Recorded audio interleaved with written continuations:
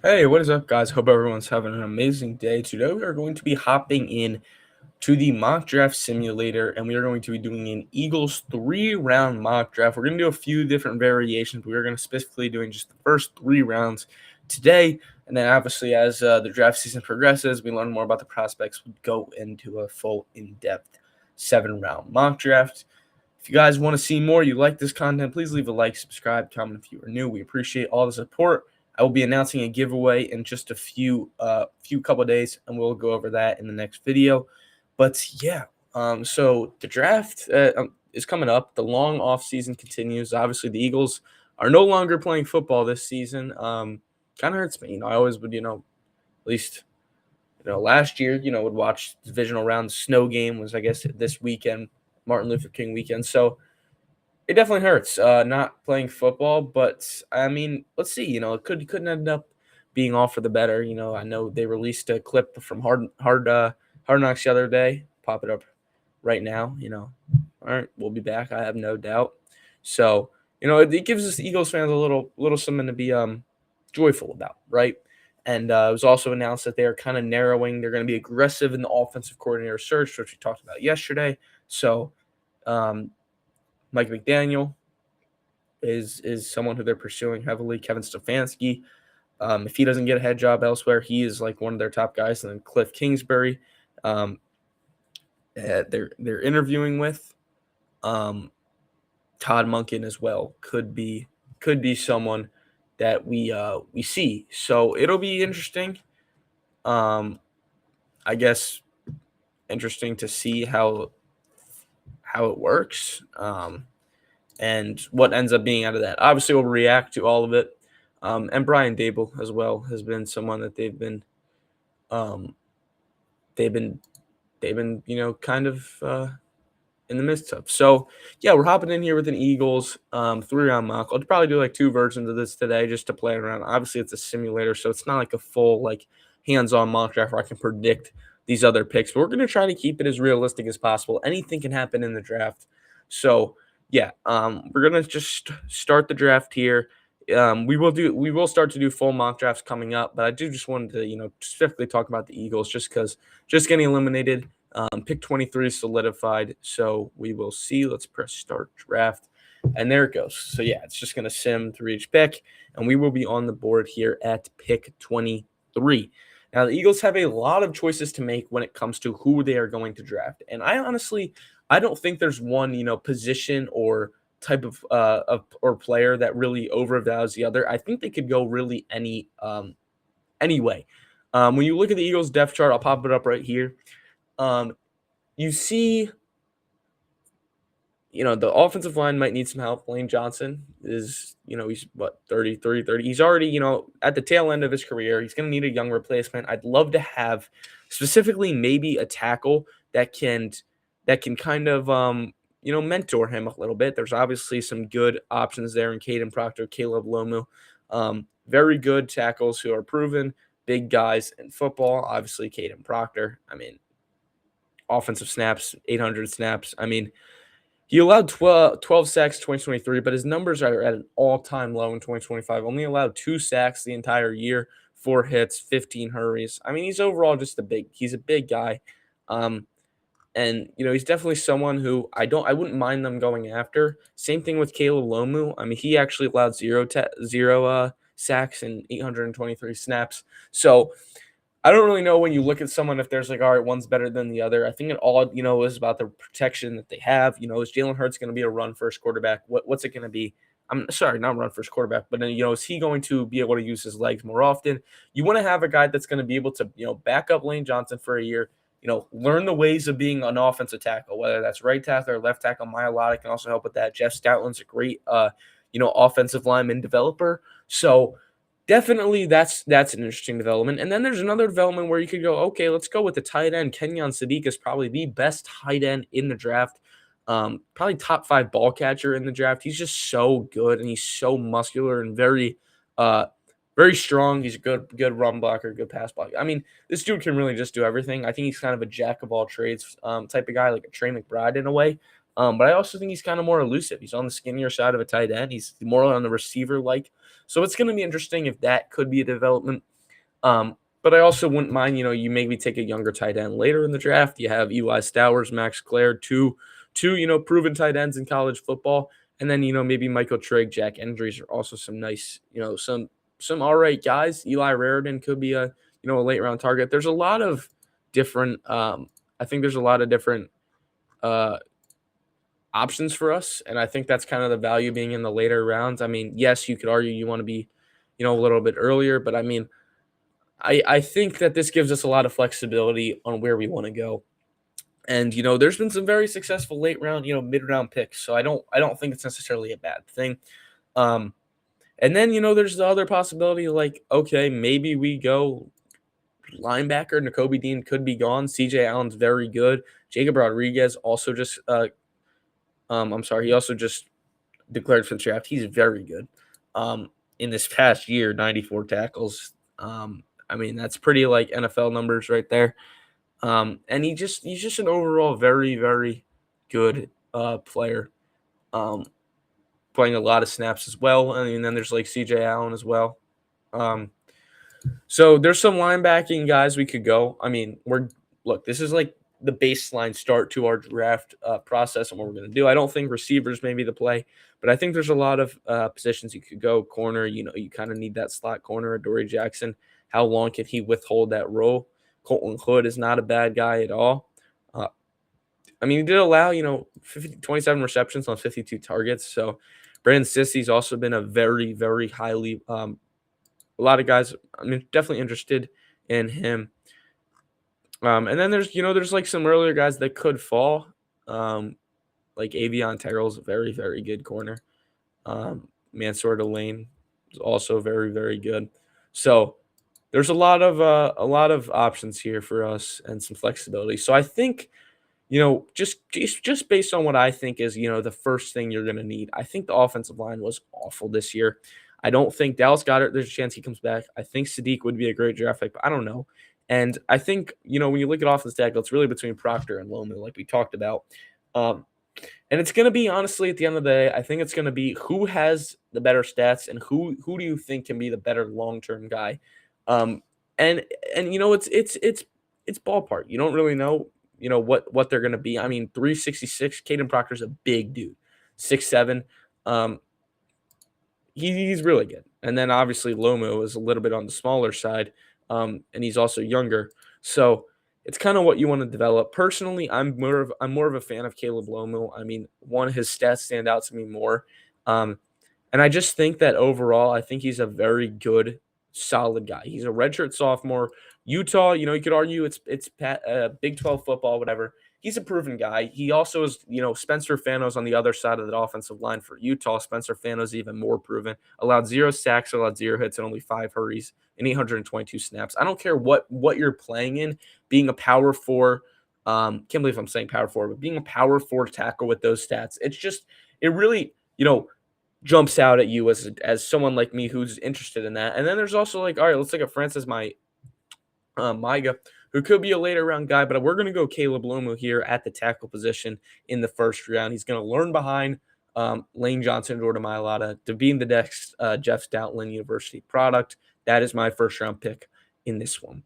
And then we are going to go to pick 54. So again, another mid to late round pick in the second round. And here there's a lot of options where, a lot of ideas on where you want to go. And I do think one thing that definitely sticks out to me here is Dylan Thieneman. Dylan Thieneman is a very, very proven safety. He's probably the top 5 safety in college right now. And he's very good, right? He's a good, proven guy. Reed Blankenship, a lot of questions about him.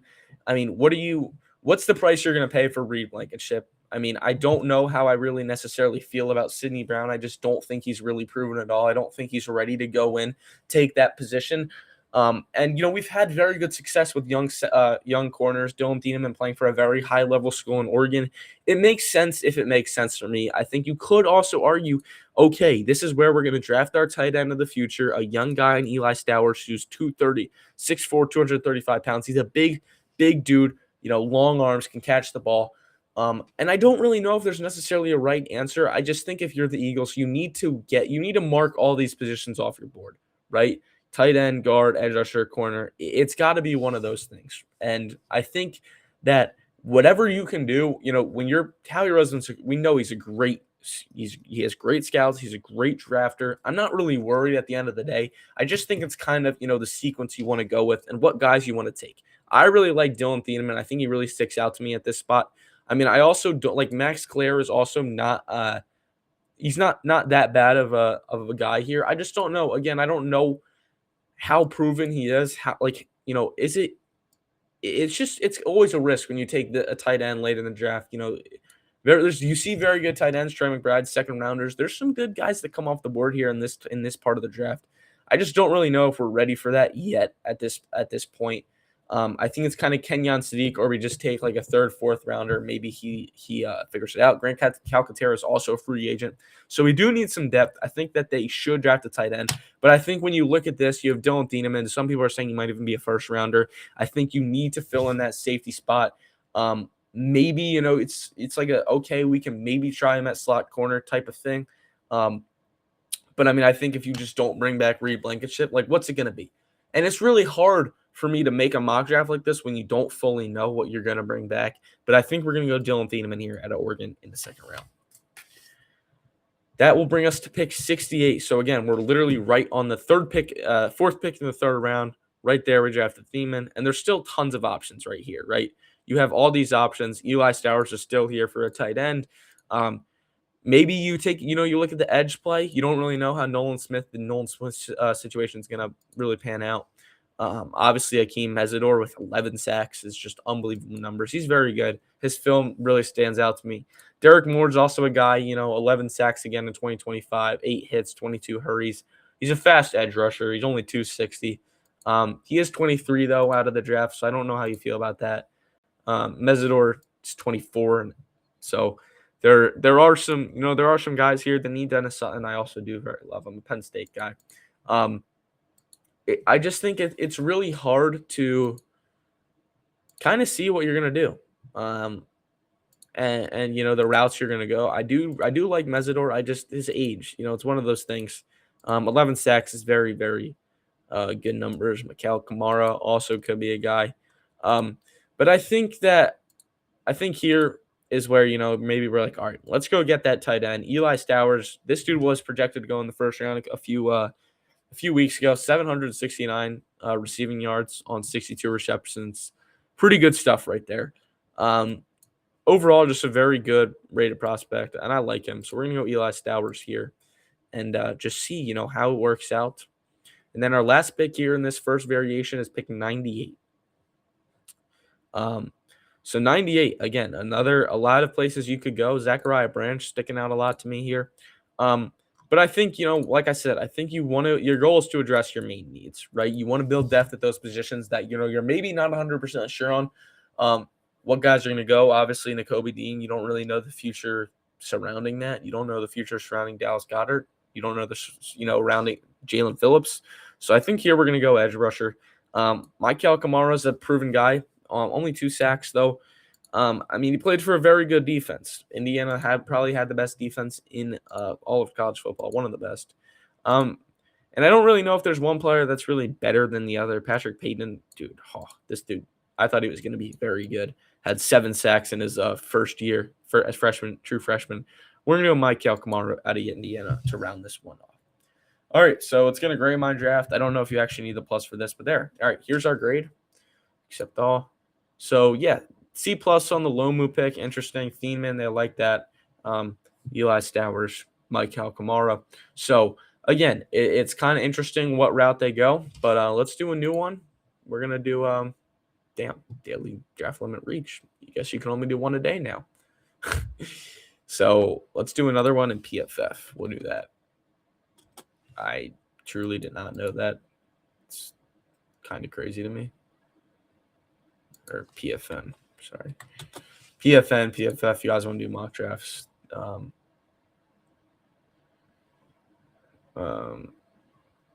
That's the place you want to go.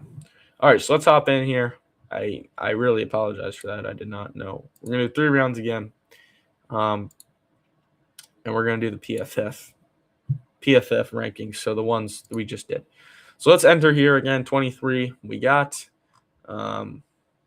Let's get this one going. It's underway. So again, this one probably should have upped the speed a little bit.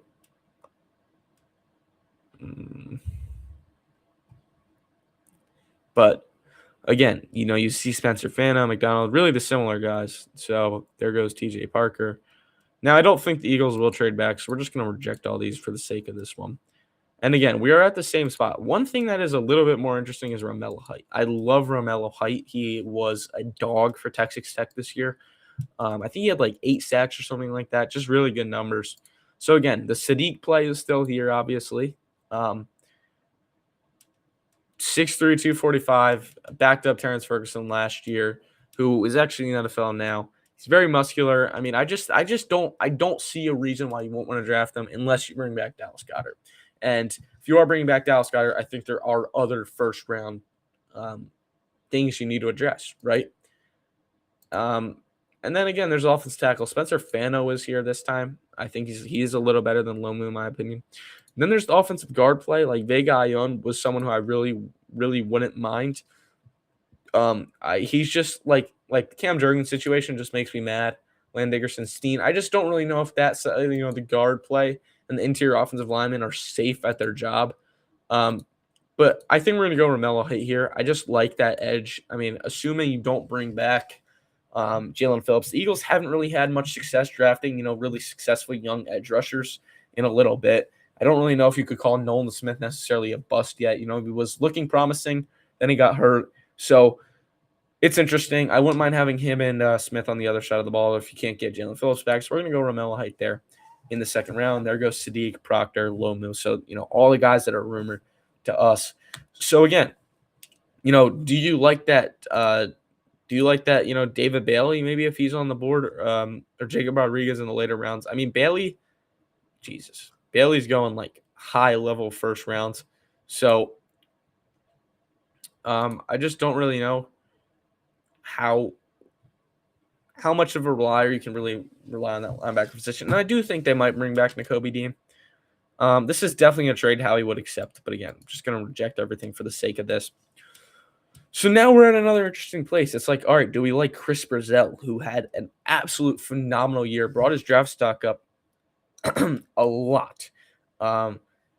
Early round buzz. I mean, dude, he had a very good start to the year. And wide receiver could be a move. I don't think it's out of play. I do think they're always interested in a receiver in some aspect, whether it's a late round, early round, whatever.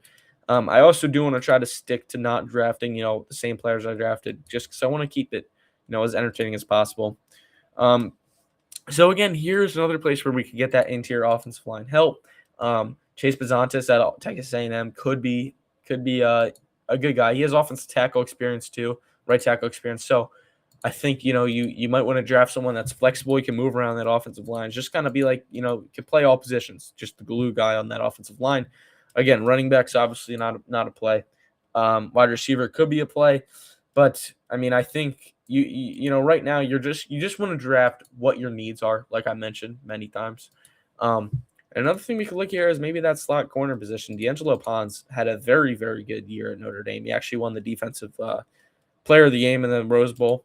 Again, on a very successful Indiana defense. I think any player you draft from Indiana it's a good pick. Dylan Everett, again, a little bit more experience, finally getting to the draft. 3 interceptions this year. And then Chandler Rivers, maybe a lesser known prospect out of Duke. I think the secondary has got to be a play. Obviously, you can see Dylan Thieneman here again. Again, just unbelievable. I just love the dude so much. 6 interceptions, 2 PBUs, 2 forced fumbles. I mean, all as a true freshman at Purdue. This dude's just been balling since he got there. But again, for the sake of this, I'm not going to draft the same guy. I think we're going to go D'Angelo Ponce here at Indiana in the second round for some corner. Could probably play the slot. Again, he's another young guy. He is on the skinnier side, so we'll see. Maybe he buffs up a little bit, but I do like that a lot for us. Torian York again. So here we are early in this round again. And I do think Jacob Rodriguez has to get off the board here. Very, very good all pro, all Pac-12 this year. Sorry, Big 12 this year. He's the guy you want. Anchor down this defense while you can. Make it even better and younger than it already is. Um, and then here at this next pick, I think we're going to get ourselves probably a ball catcher or some offensive line help. Bryce Botcher out of Oregon is also probably good at the MLB. He could be a guy. Aiden Fisher. I'm really just I like the choices we have. I think this is a very good defensive draft class. And there's a lot of big names that you could even get in the late rounds.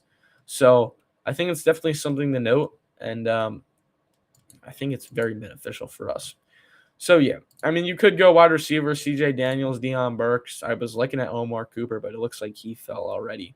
So I think it's probably best we go get ourselves some interior offensive line help. Kalen Rutledge, Tate Rutledge's brother could be an option. Just, it's all about the pedigree, am I right? DJ Campbell, again, offensive lineman from Texas, seemed to be pretty popular. Parker Brailsford, I like. Let's go DJ Campbell out of Texas. Just the highest rated guy. So there you have it. 3 defensive players, 2 Texas Tech, actually. They're going to reunite. And then DJ Campbell for some help on the getting some depth in the offensive line. So, like I said, I think for the Eagles this year, draft-wise, it's just getting those guys that are going to really be able to fill those positions, get younger. Again, there's a lot of questions surrounding, what the Eagles should do. Let's pull up the Eagles free agents. There's a lot of them, and some of them are very important to this team and this defense. So, specifically Dallas Goedert, obviously, is the main, offensive starter who, again, it's really like, are we going to move on from him? I think if they do move on from him, Kenyon Sadiq's got to be your target. Maybe you trade up for him. I don't know what it's going to take. And then Jahan Dotson, obviously, he's probably going to be gone. So, again, that third wide receiver could come in this draft. I won't be surprised if they maybe sign a guy to a 1-year deal. That's been the trend in the past few years till Dotson.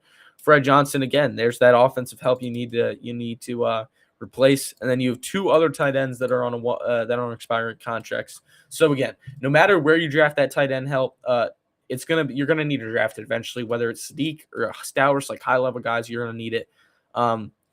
And then obviously Dillon, but the defenses, these specifically these 3 guys. I mean, it's just these guys are just unreplaceable, right? Then you obviously have Adoree Jackson, Uche, some outside linebackers, but I mean they're replaceable, but it's just hard. You have a young safety in Reed Blankenship, got the captain nod this year. The Eagles love this guy. And I just think that you need to bring him back as the best of your abilities. If not, you got to draft a guy like Dylan Thieneman. You got to maybe draft even a earlier guy. So I don't know what it's going to be. I think, the Eagles, again, the first round picks are just really dependent on what their plan is. And I think in the coming weeks, we're going to start to sense what the Eagles, plan is, who they're going to bring back, who they're going to, target. So that'll also kind of shape, what the structure of this draft is going to look like. Again, there's not like one position that they're going to definitely draft. Like in the past, we've known who they're going to take in the first round. Like we knew it was going to be Quinyon. We knew it was going to be Coop. Coop DeJean was on the board. We knew we were going to draft him. Like we had our ideas. And look, when you look at Quinyon, that pick that's what they needed, right? They needed a corner. He was pretty much same exact 22nd pick, I think. And look what happened, right? So a lot of good things for this team. That's going to be it for me in this one. See you guys in the next one. Peace.